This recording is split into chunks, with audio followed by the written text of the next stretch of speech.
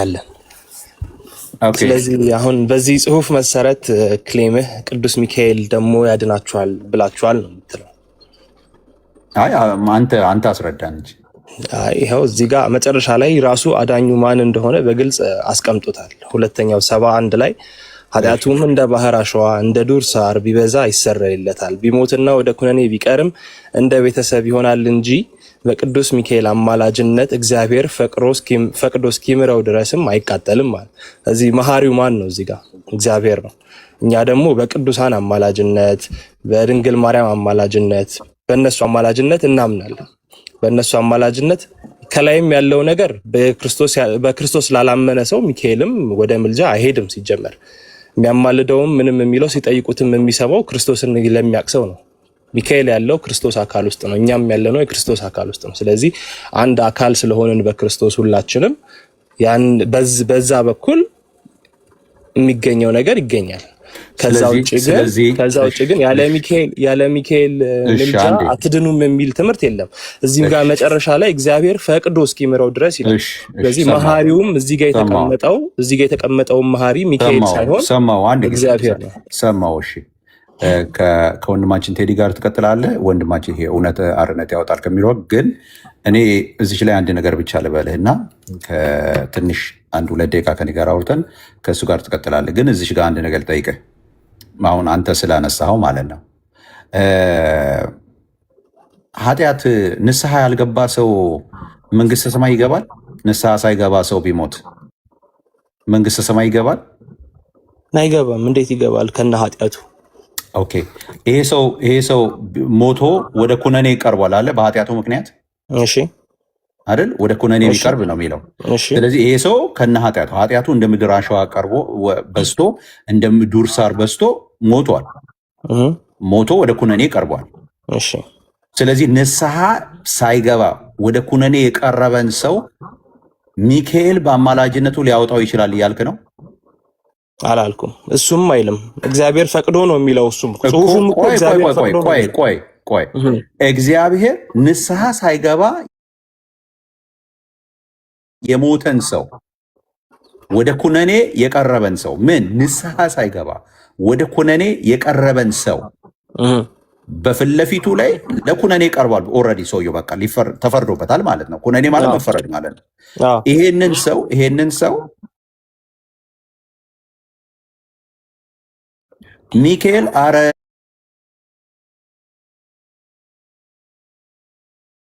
እኔ እኮ አማላጁ ነኝ፣ በእኔ እኮ አምኗል፣ ንስሐ ባይገባም ቢለው እግዚአብሔር ይምረዋል እያልክ ነው?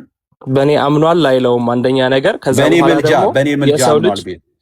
ምልጃ አምኗል ቢል ይሁን እሱ እንደዛም ቢሆን አሁን ቅዱስ የሰው ልጅ የመዳን ተስፋው ከሞተ በኋላ በእኔ አምኗል ቢል አሁን ይሄ ሰው የመዳን ተስፋ ላይ አይደለም የምናወራው። ቆይ አባቱ በደንብ አድርገህ ሌላ ቦታ አትግባ።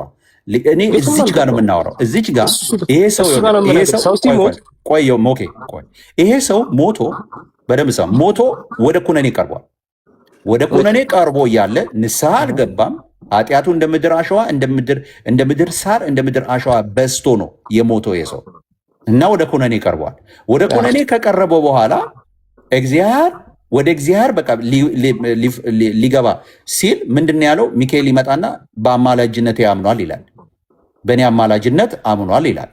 ስለዚህ እግዚአብሔር ንስሐ ያልገባን ሰው በሚካኤል አማላጅነት ግን ቢሞትም ራሱ ንስሐ ያልገባ ሰው በሚካኤል አማላጅነት እስካመነ ድረስ እግዚአብሔር ይቅር ይለዋል እያልክ ነው? አላልኩም። በእግዚአብሔር ፈቅዶ እስኪምረው ድረስ ነው የሚለው። የእግዚአብሔር ፍቃድ ይጠበቃል። ስቲል ያው እግዚአብሔር ፈቅዶ ይቅር ይለዋል። እሱን አናቅ። ንስሐ አልገባም። ንስሐ ሳይገባ እንደ ምድር አሸዋ ኃጢአቱ የበዛ ሰው ሞቶ እግዚአብሔር ይቅር ይለዋል። ቅዱስ ሚካኤል አማላጁ ስለሆነ ሰውየው የሰው ልጅ ከሞተ በኋላ አጠቃላይ የመዳን ተስፋው ተሟጧል ብለን አናምንም። ሲጀመር ጥያቄ እኔ ስለመዳን ተስፋ አይደለም። የጠየቁ ብቻ መልስልኝ። ጥያቄ የጠየቁ ልመልስልኝ። ሰውየው ኩነኔ ቀርቧል። ወደ ኩነኔ ለምን? እንደ ምድር አሸዋ የበዛ ኃጢአትም አለው፣ እንደ ምድር ሳር የሰፋ ኃጢአት አለው። ሞቷል። ሰውዬ ወደ ኩነኔ ቀርቧል። አይቃጠልም እያለ ነው። በመጀመሪያ ደረጃ አይቃጠልም። እግዚአብሔር እስከሚምረው ድረስ ምን ማለት ነው? ባጭሩ እስከሚምረው ድረስ ማለት ምን ማለት ነው? ይሄ ሰው ወደ ኩነኔ በኃጢአት ራሱ ሞቶ ወደ ኩነኔ ቢቀርብ ራሱ አይቃጠልም። ለምን? ይማራልና እያለ ነው። ባጭር ቃል እግዚአብሔር ይምረዋል እያለ ነው። እንደ ቤተሰብ ነው የሚዳኘው እያለ ነው። ይኸው እኔ አይደለም ያልኩት። ምንድን እያለ እዚች ጋር ምን ይላል መሰለህ? ቢቀርብ እንኳን እንደ ቤተሰብ ይሆናል እያለ ነው። ይኸው እንደ ቤተሰብ ምን ማለት ነው? ፈጽሞ ይሄ ሰውዬ የክርስቶስ አካል ነው ማለት ነው። ቤተሰብ ነው ማለት ነው። ለምን? አይቃጠልም። አንደኛ ለምን? በሚካኤል አማላጅነት ስላመነ። ስለዚህ ይሄ ሰው ንስሐ ባይገባ ራሱ በቅዱስ ሚካኤል አማላጅነት ካመነ እግዚአብሔር ይቅር ይለዋል ማለት ነው አይደል?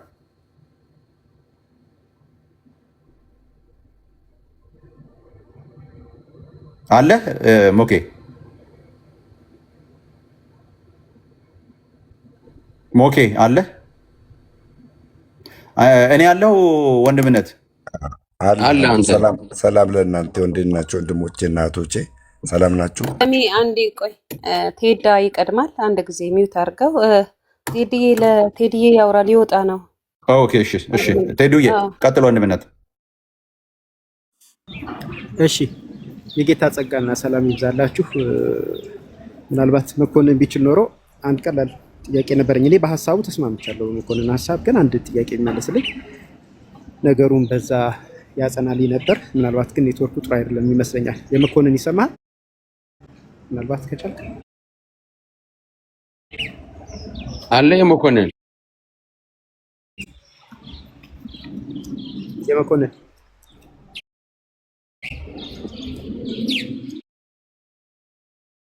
እሺ ኔትወርኩ ጥሩ አይደለም ማለት ነው። በድጋሚ የጌታ ጸጋና ሰላም ይብዛላችሁ። መንገድ ላይ ስለሆንኩ ነው። የሚገርመው ደግሞ የሚቀጥለውን ታክሲ ለመያዝ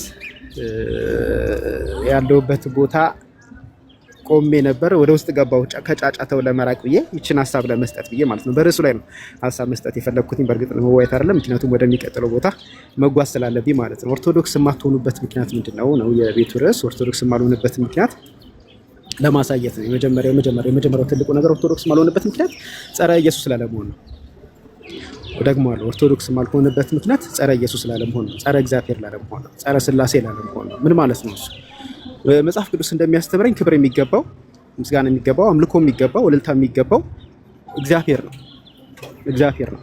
እዛ ቤት ግን ከእግዚአብሔር ውጭ የሆኑ አካላትም ክብር የሚገባቸው፣ ምስጋና የሚገባቸው ስለሆኑ ይሄ ለኔ ጸረ እግዚአብሔርነት ነው። ከዛ ሁለተኛውን ደግሞ ላንሳ። ያዳንን መከራው ስቃዩን ሕማሙን ተሸክሞ ተቀብሎ በሞቱ ያዳንን እስከ ሞት ጥግ ድረስ በመሄድ ከዚህ የሚበልጥ ፍቅር ለማንም የለውም ያለን በእጆቹ መዳፍ የቀረጸን ጌታችን ኢየሱስ ክርስቶስ ነው። ኢየሱስ ክርስቶስ በዚህ ሁሉ መከራ፣ በዚህ ሁሉ ስቃይ፣ በዚህ ሁሉ ሕማም አድኖን ሳለ ሌሎችም አዳኝ ነገሮች እንዳሉን ከሰዎች እስከ መላእክት እስከ ግዑዝ ነገሮች የዘላለም ሕይወት ማሰጠት የሚችሉ እንዳሉ የሚታመንበት ቤተ እምነት ውስጥ መግባት ጸረ ኢየሱስ መሆን ነው። በኢየሱስ ክርስቶስ ሕማም ላይ፣ መከራ ላይ፣ ስቃይ ላይ እንጨት መስደድ ነው። መሳለቅ ነው። ቆሞ እንደ ማላገጥ ነው። ምክንያቱም ኢየሱስ ክርስቶስ ያዳነን ዳኑ በሚል ቃል አይደለም። ኢቭን ዳኑ በሚል ቃል እንኳን ቢሆን በእሱ ላይ ማመጽ ነው። እስኪ ጸረ ኢየሱስ መሆን የሚለውን ደግሞ ትንሽ ከፍ አድርገው። አሁን ዜድ ከፍቶት የነበረውን መጽሐፍ የመኮንን ምን ብሎ አለ? በእግዚአብሔር ፈቃድ ነው ብሎ አለ። ነገር ግን አንዳንዶች በዚህ መጽሐፍ መዋየት የማይፈልጉ ሰዎች ነው ቤተክርስቲያናችን እንዲህ አይነት ነገር አታምንም፣ ይሄ ትክክል አይደለም፣ አንቀበለውም ይላሉ። እሺ ይሄንን እንኳን አሁን እኔ ልቀበለው ብል እንኳን ይሄንን ኪዳን ገባ የሚሉት ማን ነው? ኢየሱስ ነው። ኢየሱስ በገዛ ትምህርቱ ላይ እንኳን በሐሳቡ የማይጸና የማይረጋ እዚህም እዛም የሚረግጥ ነው። ለምሳሌ እዚህኛው ላይ በሚካኤል በኩል መዳን እንዳለ ማን ነው ይሄንን ኪዳን የገባው የሚሉን ያሉት? እግዚአብሔር ነው። እሺ ነገሩን ደግሞ በሌላ ድርሳን ላሳያችሁ። ድርሳነ መድኃኔዓለም የራሱ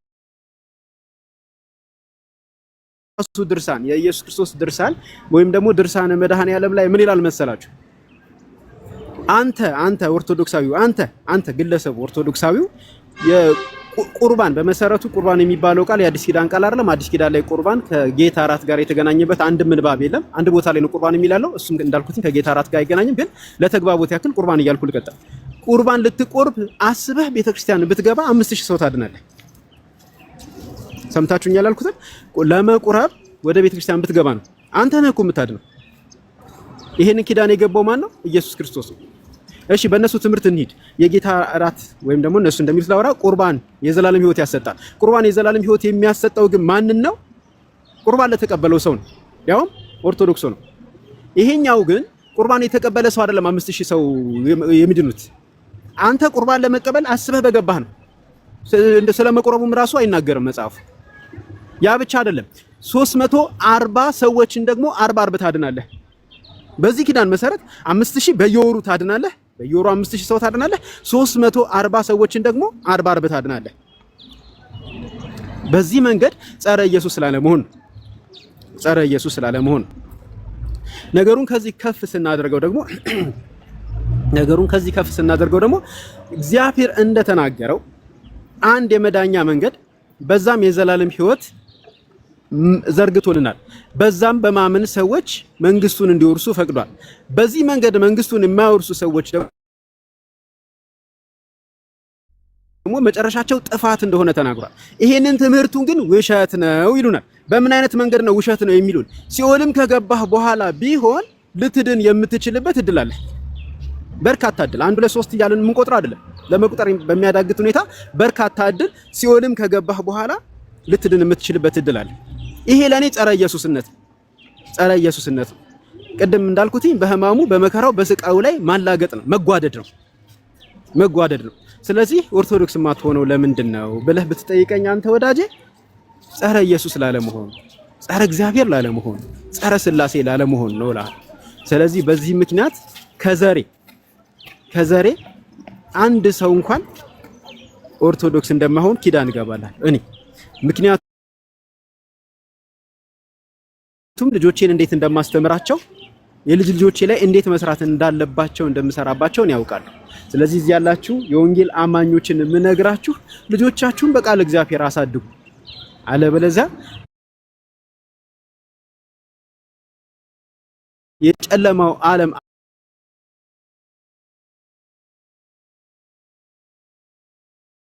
ምንድን የወጣ ነው? እግዚአብሔር ከሲኦል ቆይ አንድ ጊዜ ደሜ አንዴ ደሜ እግዚአብሔር ይገላል። ኧረ አንድ ጊዜ ደሜ አንዴ ያወጣሉ የሚለው ቃሉ። እሺ ደሜ አንዴ መለመን አይጠበቅብህም። ምንም አሁን ሌላ ጥያቄ ካለና ደሜ አንዴ ኧረ ደሜ አንድ ጊዜ ደምረው አንዴ ይጨርሳል። አሁን አንተ ማጠቃለያን ተናግረሃል ደምዬዋ። ዜዶም ደግሞ ማጠቃለያውን ተናግረው ደሜ አንዴ ዜዶ ጀመረ። እኔ ሀሳቡን አንዴ ጠየቀኝ፣ ለጥያቄው መልስ ሰጠሁት። ደምዬ አንድ ጊዜ አባቴ አንዴ ግድ የለም አንተ መልስ ሰጥተሃል እኮ በደንብ። አሁን መልስን ታየዋለህ እንግዲህ። ይኸውላችሁ መጽሐፉ እያለ ያለው ደምረው እንዳጣመመው ሳይሆን አንድ ጊዜ እባክህ አንዴ ደሜ ደምረው እባክህ ደምዬ አንተ እኮ ሀሳብ ሰጠህ፣ እባክህ እሱ ሀሳብ አልሰጠህም። እባክህ ደምረው አሁንም ልለምን ሀሳብ ከሰጠ እኔ ደግሞ የሰጠውን ሀሳብ ማፍረስ ደሜ አንድ ጊዜ አይደለም። አንተ እኮ ጨረስክ እኮ ደምዬ፣ አንተ ተናግረህ ያንተ እኮ አንዴ ዜዶ ከቀጠለ እኔ ማብራራለሁ። ከቀጠለ እኔ እሱ አልተናገረም። ዜድዬ እሱ እኮ አልተናገረም። እሱ ነው የጀመረው። ጥያቄ ነው እኮ የጠየቀው ማለት ዜድዬ፣ ጥያቄ ነው የጠየቀው። ቢያንስ መካከለኛውን አውቃለሁ፣ ቤት ነው አውቃለሁ፣ መካከለኛውንና እሱ ጀመረ፣ አብራራው፣ ጠየቀኝ፣ መለስኩ፣ አብራራው፣ መለስኩ።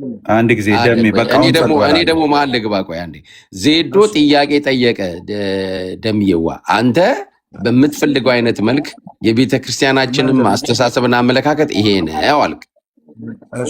ኦኬ፣ እሱ ደግሞ የራሱን ማስተያየት መስጠት ታዲያ የለበትም? እሱ ደግሞ አስተያየቱን ከሰጠ በኋላ እኔ ደግሞ አስተያየትን መጨረሻ ላይ እሰጣለሁ። ከሰጠ በኋላ ሚዩት አድርጌ በዚህ በሚሰጠው መጽሐፍ ላይ ሚዩት አድርጌ ከዛ ሲጨርስ ሚዩቴን አብርቼ ሀሳብ አስተያየቴን እሰጣለሁ። ሁለቴ እኮ አንተ ሁለቴ ያገኛል ማለት ነው። ይኸው ሚዩት አድርጌያለሁ። ችግር እኮ የለውም። ደምሮ ስለምትጮህ ነው እንጂ እኮ እኔ እናንተ እኮ እየተጠያየቅንም እኮ ብንነጋገር እኮ ችግር የለውም። ይኸው እኮ ገባ፣ አሁን ጣልቃ ገባ። እኔ ጸጥ ብዬ ሰምቼ ጀመርኩ፣ አንተ ዘለ ገባ። ይኸው አልጮኩም። ቀጥል ዘለገባ አሁንም ቢሆን እንጂ እኔ ስጠይቅ አንተ ብትመልስ፣ አንተ ስጠይቅ እኔ ብመልስ እኮ እንግባባለን። እዚህ ላይ ችግር የለውም። ግን ጩኸት ስለሚሆን ሁልጊዜ በጩኸት ለማሳመን ነው እንጂ የምናምነው መጽሐፉ የሚለውን ለማስረዳት አለም። ስለዚህ እኔ አሁን አስረዳለሁ።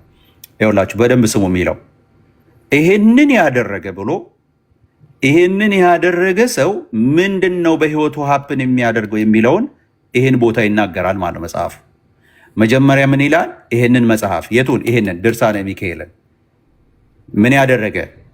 ይሄንን ድንቅ የሆነው መጽሐፍ ያጻፈ ቢኖር ደግሞ እኮ ያጻፈው እኮ ነው። በነገራችን ላይ አሁን ደምሮን እንኳን የሚመለከት እኮ አይደለም።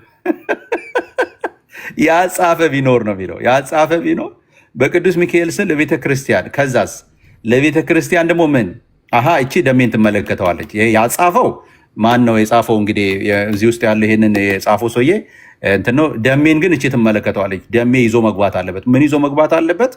በቅዱስ ሚካኤል ስም ለቤተ ክርስቲያን ምን ዕጣን ወይም ሰም ወይም አልባሳት፣ እነዚህን ሶስቱን ነገሮች ቢያንስ ይዞ መግባት አለበት ደሜ።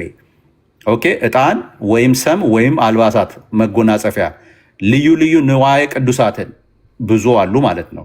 የሰጠ ቢኖር አንዲት ጽዋ ቀዝቃዛ ውሃ ለችግረኛ የሰጠ ቢኖር ስለ እሱ ቅዱስ ሚካኤል ቸል አይልም። ማን ነው ቸል የማይለው? ቅዱስ ሚካኤል። ምን ያደርጋል? ኦኬ፣ አሁን ምንድነው ቸል የማይለው ብለህ ስትጠይቅ መጽሐፉ ቸል አይልም ብሎ ሲል ምንድነው የሚያደርግለት ታዲያ? እነዚህን አድርጓል አንድ ሰው። ምንድነው ቸል የማይለው ብለህ ስትል ይሄው ቸል የማይለው ምን በማድረግ ነው? ኃጢአቱ የማ ኃጢአት? እዚህ ጋር መጽሐፍ የጻፈው ወይም ደግሞ ለቤተ ክርስቲያን ዕጣን ወይም ሰም ወይም አልባሳት፣ መጎናጸፊያ፣ ልዩ ልዩ ንዋየ ቅዱሳት የሰጠ ይሄ ሰው ምን ኃጢአቱ እንደ ባህር አሸዋ እንደ ዱር ሳር። እንግዲህ ተመልከቱ፣ አሁን ተቆጥሮ ሊያልቅ የባህርን አሸዋ ማን ቆጥሮ ይችላል? የምድርን ሳር ማን ቆጥሮ ይችላል? የሰፈርህን ሳር እንኳን ቆጥራ አትጨርስም። ቤት ውስጥ ያለውን ሳር እንኳን የምድር ማለት ነው። እንደ ዱር ሳር መቼ እኔም በዘመኑ ሁሉ ሰው ራሱ ቢሰራ ራሱ ይህን ሁሉ ኃጢአት ይሰራል ወይ? እኔ አላውቅም። 613 ናቸው እንግዲህ ኢቭን በብሉይ ኪዳን እንኳን አትስሩ የተባሉት ኃጢአቶች ማለት ነው። ኃጢአት በቁጥር ተቀምጧል። እዚህ ላይ የተቀመጠው ኃጢአት ግን ቁጥር አልባ ነው። ራሱ ቁጥር አልባ እዚህ ላይ የተቀመጠው ኃጢአት። ኦኬ፣ ምን ይሆናል? እንደ ዱር ሳር ቢበዛ ይሰረይለታል። ምኑ? ኃጢአቱ። ምን ያደረገ? እነዚህን ያደረገ ሰው። ኦኬ፣ አንተ ኃጢአትህ እንዲሰረይልህ የሚያስፈልግህ ይልሃል መጽሐፉ። ኃጢአት እንዲሰረይልህ፣ ለዛውም እኮ በቁም እያለህ እኮ አይደለም። በቁም እያለህ እኮ አይደለም። ቢሞትና ምን ቢሆን ወደ ኩነኔ ቢቀርብም ይላል። የክፋቱ ክፋት፣ የመጽሐፉ ክፋቱ ቢያንስ እንደው በህይወት እያለ እኮ ንስሐ ይግባ ሚካኤል ይረዳዋል፣ ወደ ንስሐ ይወስደዋል እኳ ምናምን እኮ አይደለም። ቢሞትና ወደ ኩነኔ ቢቀርብ እንደ ቤተሰብ ይሆናል። እንዴት ይሆናል? እንደ ቤተሰብ ይሆናል። ደምሮ እንደሚለው አይደለም። ይሄ ሰው እዚህ ጋር እንትን ንዋየ ቅዱሳት የሰጠ ከርቤና ዕጣን የሰጠው ምን ይሆናል? እንደ ቤተሰብ ይሆናል እንጂ በቅዱስ ሚካኤል አማላጅነት ማን ነው መካከል ያለው? ቅዱስ ሚካኤል። ምን ስላደረግ? በሱ ስም ዕጣንና ከርቤ ለቤተ ክርስቲያን ስለሰጠ ምን ትሆናለህ? ቤተሰብ ትሆናለህ እንጂ ምን አትልም፣ አትቃጠልም። ለምን? እንደውም መቃጠል እኮ አይደለም። እንደውም መቃጠሉ ተው፣ ኃጢአት ራሱ ይሰረይልሃል። ምን ብትል ይሄ ወደ ኩነኔ ተለውጦ አንተ በእግዚአብሔር ፊት ንስሐ ስላልገባ ኃጢአተኛ ስለሆንክ እንደ ምድር አሸዋና እንደ ምድር ሳር የበዛ ኃጢአት ተሸክመ በኩነኔነት ወደ እግዚአብሔር ፊት ብትቀርብ ምን ትሆናለህ? በጭራሽ አትቃጠልም። እንደ ቤተሰብ ነው የምትሆነው። ኃጢአት ይሰረይልሃል። መጽሐፉ እያለ ያለው ይሄ ነው። ደምረው ያው መቼም እዚህ ቤት ወንጌል ትንሽ ሰምቶ የለ ጆሮ ያ ነገር ስለሚያመው ጨርሰው እንጂ ጨረስኩኝ። ጨርስ፣ ቃሉን ጨርሰው። አልጨረስኩም፣ ይቀርሃል፣ የሚቀርሃል። ጨርሻለሁ። አይቃጠልም በቃ ብያለሁኝ። ስለዚህ ደምዬ ያው ወንጌልን የሰማ ሰው ስለሆነ አሁን እንትን ሆዱን እንደዚህ አይነት ነገር በቃ ልጨርስ።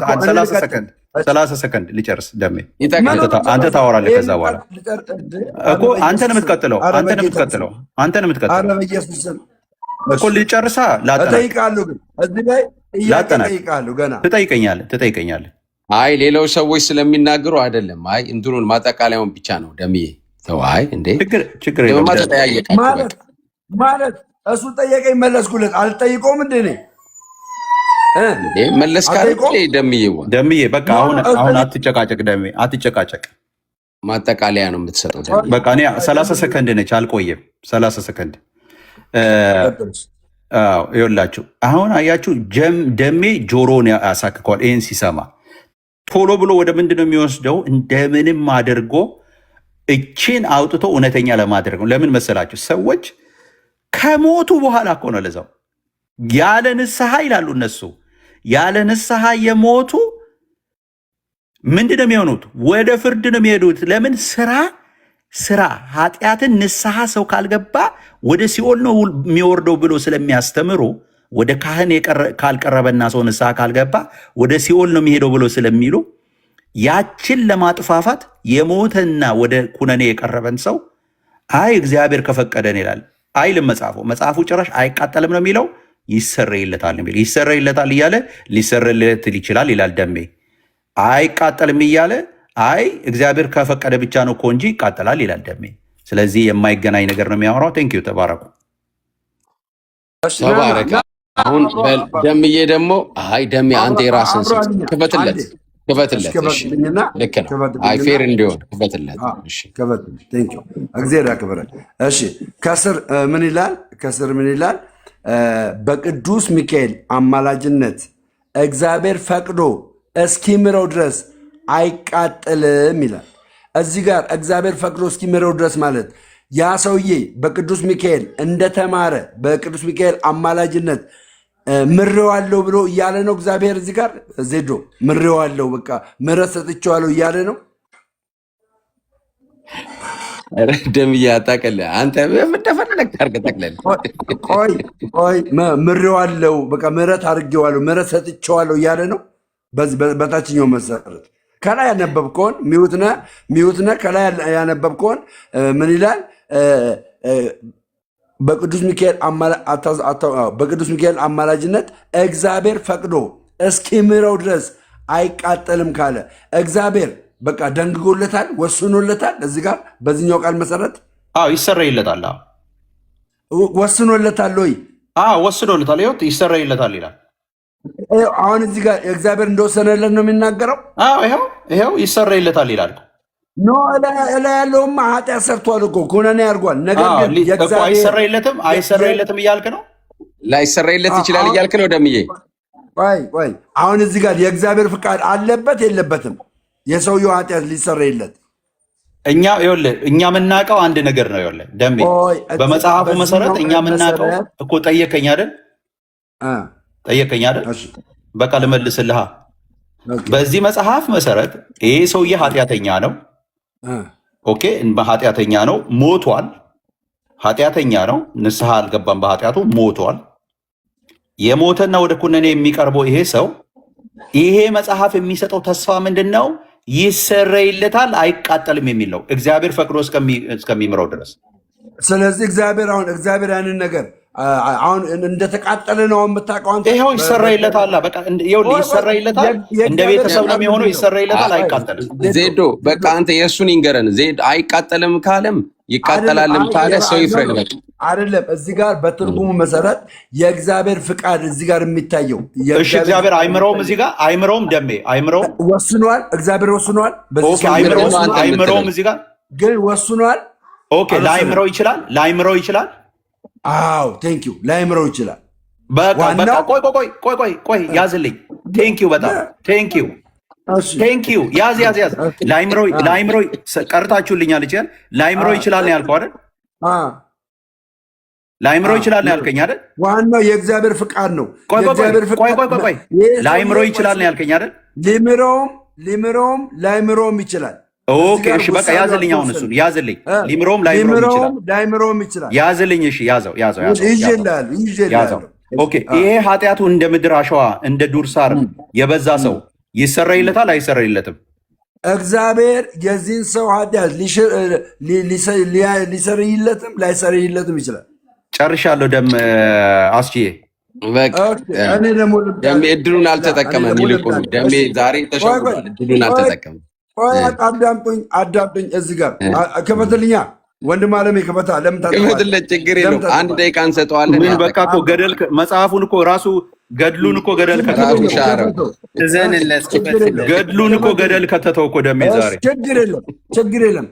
መጽሐፍ ዜዶ አንተ እንዳትከፍት እሺ፣ እንዳትመልስለት ዜዶ እሱ ራሱ ይጨርስ። ዜዶ ዝም በለ እሺ። ወንድሞቼ ናቶቼ ቦታው ላይ ብቻ ምጣልኝ። እሺ እንደዚህ ይላል፣ እናንተን የሚቀበል እኔን ይቀበላል፣ እኔንም የሚቀበል የላከኝን ይቀበላል። ነቢይን በነቢይ ስም የሚቀበል የነቢይን የነቢይን ዋጋ ይወስዳል። ጻድቅን በጻድቅ ስም የሚቀበል የጻድቁን ዋጋ ይወስዳል ይላል። ዋጋ የሚል ነገር አለው። ኦኬ እዚህ ጋር ያለው ሰውዬ ለቅዱስ ሚካኤል ምን አድርጓል? ከላይ ምን አድርጓል? በቅዱስ ሚካኤል ስም ለቤተ ክርስቲያን ዕጣን ወይም ስም ወይም ደግሞ ዕጣን ወይም ስም ወይም አልባሳት መጎናጸፊያ አታነቃንቅብኝ፣ ልዩ ልዩ ንዋየ ቅድሳት የሰጠ ቢኖር አንዲት ጽዋ ቀዝቃዛ ውሃ ለችግረኛ የሰጠ ቢኖር ስለ እሱ ቅዱስ ሚካኤል ቸል አይልም። ለምን? በማቴዎስ ወንጌል ምዕራፍ 10 ቁጥር 42 መሰረት ዋጋውን ያገኛል። ለምን? ለጻድቅ ሰው የጻድቁን ዋጋ ምን ይላል? ያገኛል። ለምን? ስለተቀበለ። ዝቅ ብሎ እንዲሁም እንደዚህ ይላል። ሚካኤል ነቢይ ነው? ጻድቅ ነው? ጻድቅ ሰው ነው? እርኩስ ነው ሚካኤል? አይደለም፣ ሰው ነው ወይ? ያነበብከው እኮ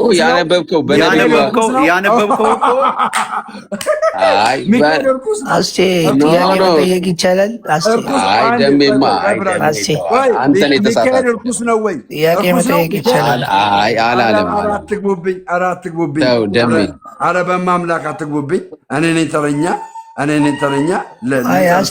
አስቼን ነው አስቼ ጥያቄ ትጠይቃለህ። እንትን እንዳይል ምክንያት እንዳያበዛ ቢያበዛ ትተው ሄደው ደሜ ቤድ ምን ያስፈልጋል? ችግር እሺ ወንድሞቼ እና እህቶቼ እንግዲህ ማጠቃለያ ቤተ እምነት ሚካኤል እርኩስ ነው። ሁላችሁም ማንም ሰው አይተውተው አላለም። እስካላለ የጻድቁን ዋጋ ያገኛል የሚለው መቀበል አለብን። የጻድቁን ዋጋ የሚለው እዛ ላይ ስለ ሚካኤል የተጻፈ ስለ ሚካኤል ነው። አንተ ዜድ አንተ ስራን ጨርሰሃል። በቃ ዜድ ነቢይን በነቢይ ካለ ቤተ ክርስቲያን ኦርቶዶክስ ነቢይነት ሐዋርያነትን ትቀበላለች እንዴ? አንዴ እባክን ዜድን ነው ዜድ ነቢይነት ትቀበላለች ወይ? ደሜ ነቢይነት ቤተክርስቲያን ትቀበላለች እንዴ? ነቢይነት ነቢይ በነቢይ ፈሌና ደሜ ያውሩ። በቃ እባክን ከኔ ጋር ጨርስ። ቴንኪው። እሺ እዚህ ጋር ዜዶ ይሄን ሁሉ ነገር ዜድ እንዳመልስ በቃ ዜድ ጨርሷል። አይመልስ። እሺ ይሄን ሁሉ ነገር አደረገና ምን ይላል? በቅዱስ ሚካኤል አማላጅነት እግዚአብሔር ፈቀደ አይልም። ጋይስ ገባችሁ? ቅዱስ ሚካኤል አማላጅ ነው። ለምን? ትንቢተ ዘካርያስ ምዕራፍ 2 ላይ ታቸዋል አለም የተናገረውን ቃል 12 ላይ እነዚህን 70 ዓመት የቀጣቸውን ኢየሩሳሌምን እስከ መቼ ዝም ትላቸዋለህ ብሎ አለው። ሳይላክ ነው ምልጃን ጥያቄን ያቀረበው። አያችሁ፣ ቅዱስ ሚካኤል ምንድን ነው? አማላጅ ስለሆነ። እዚህ ጋር ግን አማላጅነቱ ፍጻሜን አልሰጠውም እግዚአብሔር። በቃ እሺ ብሎ የቅዱስ ሚካኤልን ምልጃ አልመለሰለትም። ለምን ታጠፈዋለህ? አይ በቃ እንዴ ዘሜ ደግሞ እስካሁን ድረስ እንትን የክርስቶስ ደም ከኃጢአት ያነጻል ሲል ጨርሻለሁ። አንዴ ክፈትለት ዜድዬ፣ አንድ ደቂቃ ክፈትለት። እኔ ጨርሻለሁ። ምን ይላል? በቅዱስ ሚካኤል አማላጅነት እግዚአብሔር ፈቅዶ እስኪምረው ድረስ ምን ይላል? እስኪ እናጠጋርገው። ኧረ ጠጅ ነው እንደምጠጣው።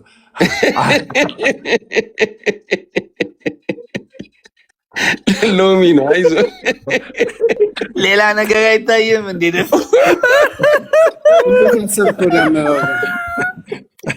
እሺ ጠጅ ነው አላለም። ጀግና ነው ጠጅ ነው አለ። እዚህ ጋር ስለዚህ ደምዬ የኔ አባት አንተ በጣም መልካም ሰው። ማጠቃለያ በቃ ሁላችሁም ዝጉለት። ደሜ እድል ይሰጣል። ሁላችሁም ዝጉለት። ማንም ሰው እንዳይከፍት። ማንም እንዳይከፍት። ስለዚህ አንድ ደቂቃ በቃ እኔ እዚህ ጋር ማለት ነው የቅዱስ ሚካኤል ተራዳይነት፣ የቅዱስ ሚካኤል አማላጅነት ያለ እግዚአብሔር ፍቃድ ቅዱስ ሚካኤል ቢያማልድ ራሱ እግዚአብሔር ካልፈቀደ ያ ሰው ላይድንም ሊድንም ይችላል። ዋናው ፍቃዱ የማን ነው? የእግዚአብሔር ነው። ለምን? እዚህ መጽሐፍ ላይ ታችሁ ከሆነ ምን ይላል? እግዚአብሔር ፈቅዶ እስኪምረው ድረስ አይቃጠልም ይላል። አለቀ። አሁን ምንድነው የቤቱ ርስ ቅድም ቴዲ ሲናገር እንደነበረው ኦርቶዶክሳዊነት ምንድን ያልከው? ኧረ ጨረስክ ደሜማ በቃ። አሁን ደግሞ ሌላ ሰው ደምዬ ሌላ ሰው ትቀጥላለህ። ቆያ ሌላ ሰው አይ የምልህ እዚህ ጋር ከአንተ ፊት ሳሚዬ ገብቷል። ትቀጥላለህ እኮ ኖ አኖ ሳይሆን ደምዬ ሌላ ደግሞ አላ ይሄኛው ይለቅና ደግሞ ሌላ እናነሳለን። አንዳትወጣ እርሱን አንተ አሁን ኦርቶዶክስ የማትሆንበት ምክንያት ምን እንደሆነ አምጥተህ እሺ እንናገራለን። ችግር የለም። እሺ ዝጋ አንተ አሁን ሰላም ይበሉ። መጀመሪያ እሺ ፈሌ ሰላም በለን፣ ዳግዬ ሰላም በል። እሺ ሁላችሁንም ከደምረው ጭምር ሰላም ብያለሁ። አሁን ያለሁት 670 ኪሎ ሜትር ነው። አሁን 400 ኪሎ ሜትር ይቀረኛል 1000። እኔ እንደነ ደምረው ሳይሆን ያለቁ ቤተክርስቲያኖች እንዴት እንዳለቁ የማይና ሳይዘረፉ የተሰሩ ቤተክርስቲያኖችን አረቱ አንተን የተዘረፉ ቤተክርስቲያኖች ሳይሆን ያልተዘረፉ ቤተክርስቲያኖች እየጎበኘው ነው። ሌላ ነገር ነው። ሌላ ነገር እኮ እንዳትናገር ፈልግ። እሺ ለማንኛውም መጽሐፍ ቅዱስ ነብይን በነብይ ትንሽ ልበል፣ አጋጣሚ ልጠቀም በኋላ ኔትወርክ ባጣስ። እሺ ኤፊን አስገቡልኝ። ቆይ አንዴ ቆይ ይሄኛውን ላውረደው። እሺ የኔን ላውረደው። ቆይ እኔ እሺ ግን ሰላም ብያው ልውጣ። ኤፍዬ እሺ ኤፊ ገባሽ። ማን ይወረደው? ወግዬ ናት። ፈለገ ነው ወርዶ ስለማይጠቅም ወርዶ አዴ ካንተ ጋር ይወያያል አይደለም? ካንተ ጋር በተለይ አሁን ጥሩ ጥያቄ ኤፊ አንዴ ይግባና እኔ ሰላም ብያው ልውጣ። ያ ነብይነትን ትቀበላለች በሚለው የጠየቀ የነብዩን ዋጋ ይቀበላል ያለውን አሁን በዚህ እሱ ምንድን ነው የሚለው? እሱ ምንድን ነው? ኦርቶዶክስ ትቼዋለሁ። እሺ ትቼዋለሁ። በቃ ችግር የለም። ደሚሻ እኮ በጣም እኮ ኦርቶዶክስ ላለመሆን ፖለቲከኛ ነው። በእውነት በጣም እኮ ይታገላል እኮ አይተው ከሆነ እኮ ይታገላል እኮ በቃ ላለመሆን እኮ ነው። ሰው እንዲያቅለት እኮ ነው። ችግር የለም። አሁን ወደ ርዕሱ ኦርቶዶክስ የማልሆንበት ምክንያት እሺ ሰላም ብያቸው እኔ ልውረድ። ወንድሞቼ አንዴ እኛ ጋር ስለመሸ ሰላም ብዬ ልውረድ። ዳግዬ ከብዙ ጊዜ በኋላ አየው ሰላም ብያለው። ኤፊሻ ወንድማችን፣ ሳሚዬ፣ ዳጊ ታች ያለው ፈለገዬ ወንድማችን፣ በጣም የተወደድክ ብዙ ጌታ የረዳ ሰው ነህ። ጌታ ኢየሱስ ይባርካችሁ። ተወዳጆች ናችሁ። እኛ ጋር ትንሽ ስለመሸ እኔ እሰናበታችኋለሁ። እናንተ ቀጥሉ። ጌታ ኢየሱስ ዘመናችሁን ይባርክ። ኧረ ወዴት? ኧረ ቆይ ትንሽ ቆይ። ኧረ ኤፊ አንተ ጠይቀህ እንደማይሆን ታውቃለህ። ተው አትሰረኝ። ትንሽ ቆይ። ፍታኝ፣ ካህኑ ፍታኝ እባክህ። አይ ግድ የለህም። ትንሽ ቆይ ዜድዬ፣ ትንሽ ቆይ።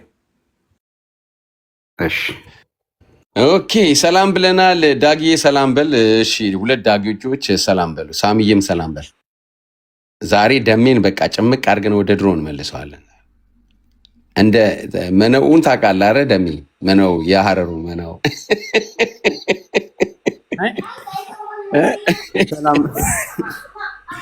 ሰላም ናችሁ? እንዴት ናችሁ? አለን ሰላም መስገን። አይ ደሜ ግን አይ ጥሩ እሳቤ ነው እኮ የተወሰነ አሻሽሎ ነው የሚነግረን እና የሆነ ትንሽ ሀሳቡ መጽሐፉ ከሚለው ትንሽ አሻሽሎታል። ግራ የገባኝ ማለት ነው እሱን ነገር ሰላም በሉ ነው ያልካቸው ወይስ አሽሙር ተናገሩ ነው ያልካቸው? ሰላም በሉ ችግር የለም። እሺ በቃ ተው።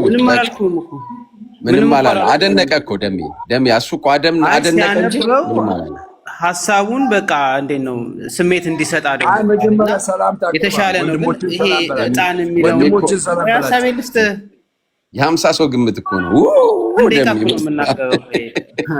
ጀምረው ኢነርጂ እኔ የገረመኝን ቦታ ማለት ዜድ ሲያነበው የገረመኝ ሚካኤል ግን ዕጣኑን ጧፉን እንዴት ነው ሙስና ይወዳሉ በሰማይ ይሄን ካላመጣችሁ ኃጢአታችሁ አይሰረይም የሚል ነው የሚመስለውና ይሄን ነገር ቢያይበት ደምዬ ይሄንን ብታየው ማለት ሰው ቢሆን ያያል። አሁን ሚካኤል ዕጣን ምናምን ምን ያደርግለታል? እና ደግሞ ኃጢአት ለማሰረይ የክርስቶስን ደም ሄዶ አይቆጣም ብለህ ታስባለህ? ሚካኤል ራሱ ዕጣን ስትሰጠው ለኃጢአት ስርየት ይሄ በችግር እንደ ሀሳብ ነው። በቤቱ ነው የሚጨርሰው። አሁን ያንን ጨርሰናል። ተው ደም አይሆንም እንዴ? አይ ዳግነ እኮ አንተ አሁን እሺ በልሽ 1 ደቂቃ እሺ የረብ እሺ በልሽ ክበት ሀሳብ የምትሰጡ ከሆነ በአሁኑ ገድል ላይ ሀሳብ የምትሰጡ ከሆነ እኔም ሀሳቤን መስጠት እችላለሁ። አሁን ወንድማችን ምንድን ነው ያለው? ሚካኤል ሙስና ይሰራል።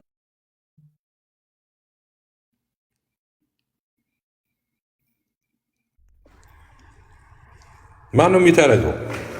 ሚት ታርገው ሚት ነው። አንድ ደቂቃ እኮ ተሰጥቶኛል። አልሰማችሁም እንዴ? እንትናችሁን እየሰማችሁ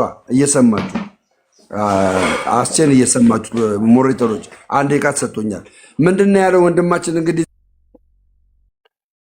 እንዴ አይ በቃ አታርጉታ። በቃ 1 ደቂቃ በቃ ዳግ እኮ ነው። አንዴ እሱ ዳግ ነው በእንትኑን የምናደርገው በዳግ ነው። በል በቃ ክፈት። እሺ አይ አስቺ ማን ነው የሚያደርገው? ለምን ነው የሚያደርጉት? ማን ነው የሚያደርገው? አላወኩም ነው እንደዚህ አይደረግም። እባካችሁ ኧረ እንዴ ስንት ጊዜ እንናገራለን። እየተወያየ ያለ ሰው አይደረግም። በቃ አስቺ ፈቀደልታል። አስፈላጊ ከሆነ ራሱ አስቺ እኮ ያደርጋል እኮ ሚት ማድረግ እንዴ እንደዛ ታርኩ። ቀጥል። እሺ አይ ግልጽና አጭር ነው። እኔ የምናገረው ምንድነው ቅዱስ ሚካኤል ሙስና ተቀብሎ ሰዎችን ወደ ገነት አያስገባም። የምነግርህ 1 ደቂቃ ሰጥቶኛል።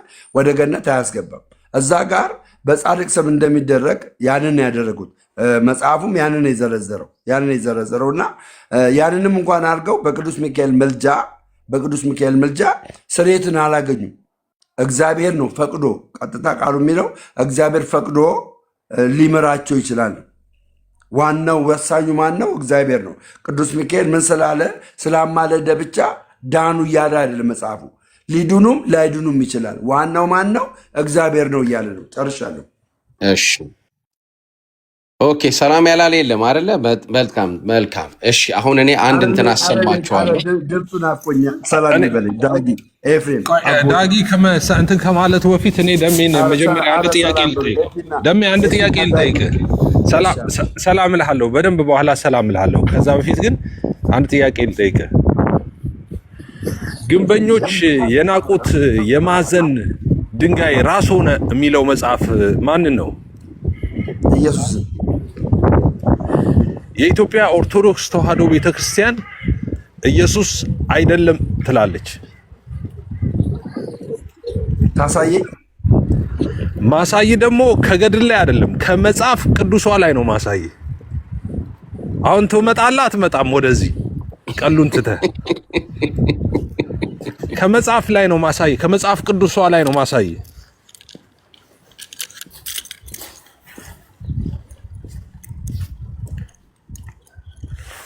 ላሳይ ደሜ ዛሬ የሚያጠ ፓስተር ጥሩ፣ አንድ ፓስተር ጥሩ እንትን የሚለው ዛሬ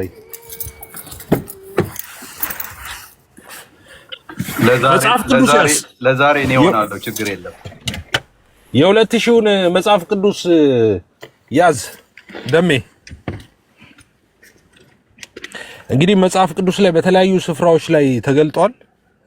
እሱ በመዝሙረ ዳዊት ላይ ያለ ነው። ከዛ ኢየሱስ እሱን ኮት ያደርጋል በወንጌላት መጽሐፍ ላይ። ሐዋርያው ቅዱስ ጴጥሮስም በግልጽ ይናገራል። ያው ለኢየሱስ እንደሆነ ማለት ነው። እሺ መጽሐፍ ቅዱስ ይዛል ደሜ? እኔ ለምን እንትን ካሜራ ላይ ላብራና ካሜራ ላይ ላሳያችሁ። አንድ ደቂቃ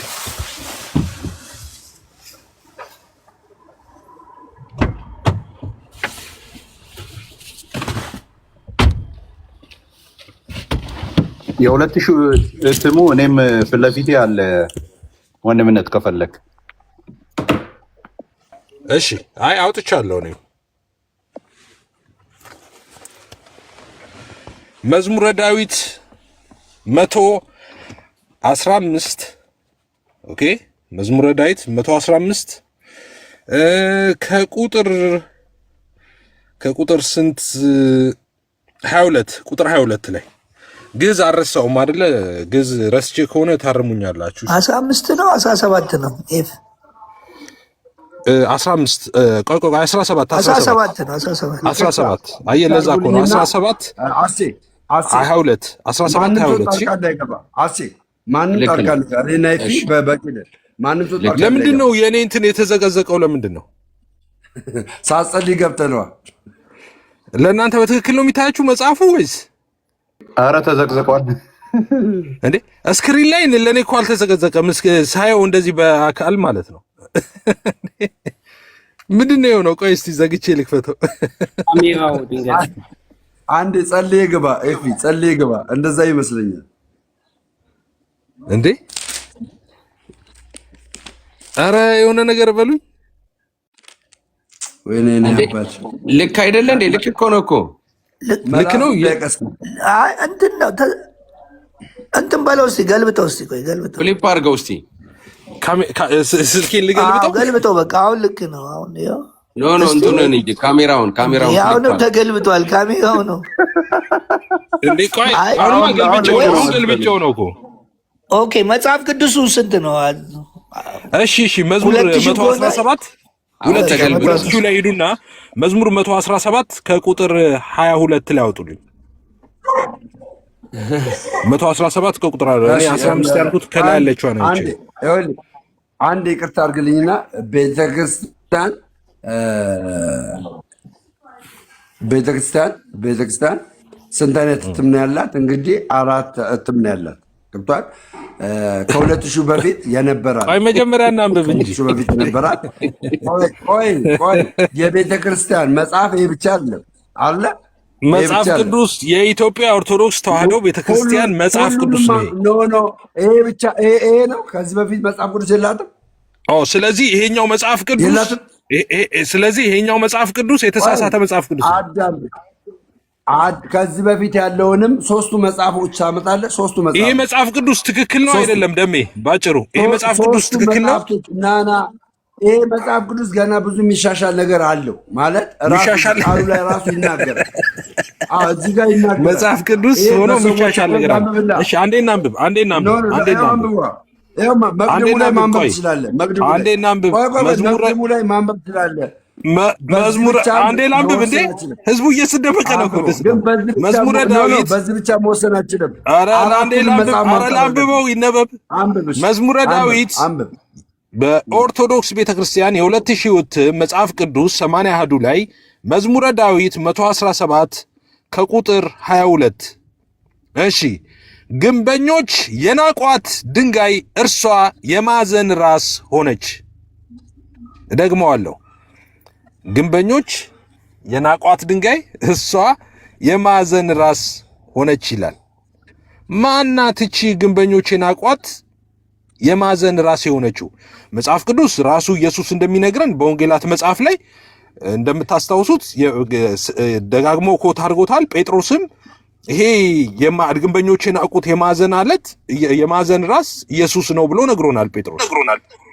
አሁን የኦርቶዶክስ ቤተክርስቲያን ላይ ሌሎች መጽሐፍ ቅዱስ ላይ በምድር ላይ ያሉ መጽሐፍ ቅዱሶች ሁሉ ማያውቁት ኦኬ የ80 አሐዱ የኦርቶዶክስ መጽሐፍ ላይ ያለችው ግንበኞች የናቋት ድንጋይ እርሷ የማዕዘን ራስ ሆነች የተባለችው ማናት? ምንድናት? እሺ የ1980ውን ደግሞ አንብበው እስቲ። ለምን አንባለሁ? ይሄ የኦርቶዶክስ መጽሐፍ ቅዱስ እኮ ነው እንዴ። የ1980ውን አንብበው እንጂ ለምን አነባለው? ሌላ ኦኬ እሺ አታነብም አይደለም? መቅድሙን አንብበው። እሱ ጋር ያለውን መቅድም አንብበው። መቅድሙን መቅድም ማለት የቱ ጋር ያለው? ከፊት ለፊት ከመጀመሪያው። እሺ የመጀመሪያውን እሺ መቅድሞቹን አንብባቸው። እሺ ይኸው እንደዚህ ይላል። በቅዱስ ወቅዱስ በብፁዕ ወቅዱስ ማለት ቀጥሎ ከሱ ቀጥሎ እሺ ቀጣዩ ገጽ ላይ ያለውን ማለት ነው። እዛው ገጽ ላይ አዎ መቅድም ይሄው መቅድም ይላል። አዎ ምን ይላል? ሙሉን አንብበው። የቀደሙ አባቶችን በየዘመናቸው በእግዚአብሔር ኃይል እየተረዱ ለቅድስት ቤተክርስቲያናችን ታላቅ ስራዎችን ሰርተዋል። ቅዱሳን መጻሕፍትን በዘመናቸው ህዝቡ ይጠቀምበት በነበረው በግዕዝ ቋንቋ ተርጉመዋል፣ አስተርጉመዋል። እንደ ዛሬው ወረቀትና የህትመት መሳሪያ ባልነበረበት ጊዜ በብራና በእጅ እየጻፉ መጻሕፍቱ ከትውልድ ወደ ትውልድ እንዲተላለፍ አድርገዋል። ይሁን እንጂ ቤተክርስቲያን የምትቀበላቸው ቅዱሳን መጻሕፍት በአንድ ጥራት ሳይሆን ለየብቻ ስለተጠረዙ ሁሉንም በአንድ ጊዜ ማግኘት አልተቻለም ነበር። ቤተክርስቲያናችን ከቀደምት አብያተ ክርስቲያናት አንዷ ስትሆን ከላይ እንደተገለጠው እያንዳንዱ መጽሐፍ በብራና ተጽፎ ተጠርዞ ሲነበብና ሲተረጎም አገልግሎትም ሲሰጥበት ከመኖሩ በቀር ከሁሉ አስቀድማ የተቀበለቻቸው ቀኖናዊያት ቅዱሳት መጻሕፍት ቅደም ተከተላቸው ተጠብቆ በሊቃውንት አባቶች የአተረጓጎም ስልት ከመሰረታዊ የግዕዝ ዘር ጋር በማስማማት ተተርጉሞና በአንድ ጥራዝ ተጠቃሎ ለአገልግሎት የቀረበ አልነበረም። በ1900 ይልና አሁንም ቁጥር እንዳልሳሳት ይሄኛው ስንት ነው የሚለው ቁጥር የግዕዝ ቁጥር እንዳልሳሳት እና ሳረሳ አልቀርም። እሺ ዓመተ ምህረት ይጠቅሳል። እሺ በ1900 ሰምቲን እና በ19 ይልና የሆነ ቁጥር ያስቀምጣል። እንደ ቅድም እንዳልሳሳትና እሱ ዋና ቶፒክ እንዳሆነ 1947 የሚለው ነው። ከ1947 እስከ እኛ ኦርቶዶክሶች እኛ ኦርቶዶክሶች አንተ እባክህ እኛ ኦርቶዶክሶች ዝም በል አንተ ራስህ ዝም በል።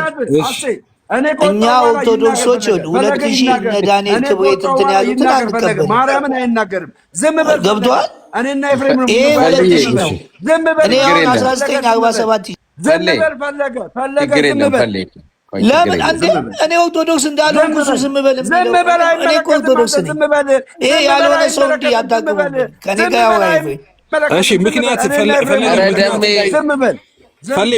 ምክንያት እንዳይሆን አንዴ እንጨርሰው። እሺ ዓመተ ምሕረቱን ይገልጥና በአንድ ጥራዝ ተጠቃሎ የታተመው ሙሉ መጽሐፍ ቅዱስ ከመሰረታዊያን የመጽሐፍ ቅዱስ ቋንቋዎችና ከዕብራይስጥ ጽር ነው የሚለው ኦኬ ጋር እየተያየ የተተረጎመ ነው ቢባልም ሙሉ በሙሉ ግዕዙን መሰረት ያደረገና የታረመ እሺ እየታየ የታረመ ነው ቢባልም ሙሉ ለሙሉ ግዕዙን መሰረት ያደረገና ልዩነቶችን ያመለከተ አልነበረም። በዚህ ያመለከተ አልነበረም። እየሰማ ያመለከተ አልነበረም። ቀጥል እኮ አልነበረም አልኩኝ። እንደዛ ነው እኮ ያልኩት ደሜ። እሺ በዚህም ምክንያት በውስጡ በሚገኙ አንዳንድ አባባሎች በቤተ ክርስቲያናችን የአተረጓጎም ስልት የቀረበ አይደለም የሚል አስተያየት በብዙዎች ዘንድ እንደነበረ የሚታወቅ ነው። እነሆ እንደ እግዚአብሔር ፍቃድ ለኢትዮጵያ ቤተ ክርስቲያን ፓትርያርክ ሁነን ከተመረጥንና ስራውን ከጀመርን በኋላ ቅድሚያ የሰጠነው ለቅዱሳን መጻሕፍት ዝግጅት ነው። ምክንያቱም ከላይ እንደተገለጠው ቤተ ክርስቲያናችን በራሷ ልጆች በራሷ ቋንቋና የአተረጓጎም ስልት ግዕዙን መሰረት ያደረገ በአንድ ጥራዝ የተጠቃለለ የራሷ የሆነ ቅዱስ መጽሐፍ እንዲኖራት ማድረግ ከፍተኛ ምኞታችንም ጸሎታችንም ስለሆነ ነው እና ስለዚህም ይልና በ1900 ይልና ቁጥሩን ያስቀምጣል። ዓመተ ምህረት በሊቃውንት ጉባኤ ውስጥ በሊቀ ጳጳስ የሚመራ ብፁዓን ሊቃነ ጳጳሳት የቅዱስ ሲኖዶስ አባላት ያሉበት የቅዱሳት መጻሕፍት ዝግጅት ጉባኤ ሊቃውንት